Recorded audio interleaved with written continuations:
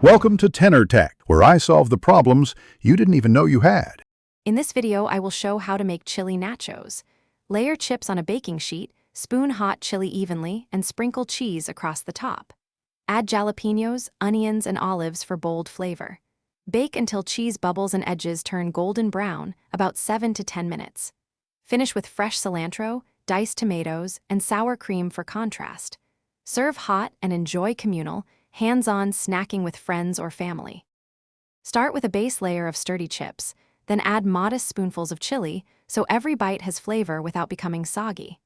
Sprinkle a mix of cheeses to get excellent melt and depth, and include handfuls of diced onions or jalapenos between layers.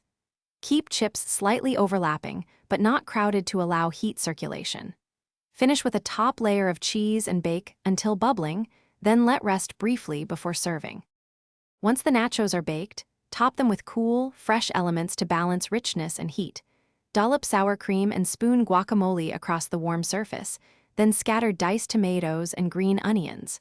For acidity and brightness, squeeze lime wedges over portions and sprinkle cilantro. Offer extra hot sauce on the side so guests can control spice.